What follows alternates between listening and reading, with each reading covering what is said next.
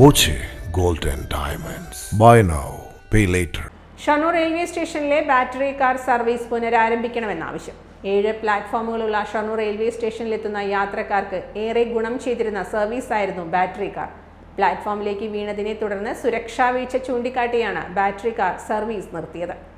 Shoranur railway സ്റ്റേഷനിലെത്തുന്ന ആയിരക്കണക്കിന് യാത്രക്കാർക്ക് വലിയ സഹായകരമായിരുന്ന പദ്ധതിയാണ് ബാറ്ററി കാർ.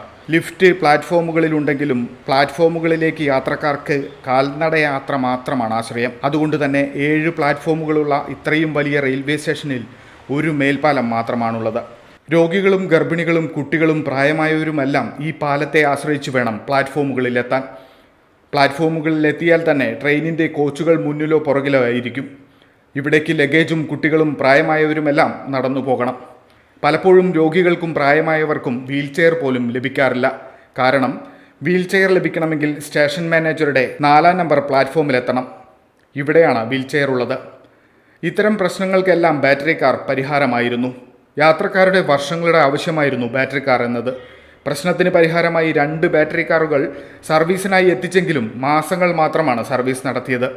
ഇതിനിടെ പാളത്തിലേക്ക് മറിഞ്ഞു എന്ന കാരണത്താൽ സുരക്ഷാ വീഴ്ചയുണ്ടായെന്നത് ചൂണ്ടിക്കാട്ടിയാണ് നിർത്തിയത്. ഇത് സുരക്ഷാ മുൻകരുതലുകളോടെ പുനരാരംഭിക്കണമെന്നാണ് യാത്രക്കാരുടെ ആവശ്യം.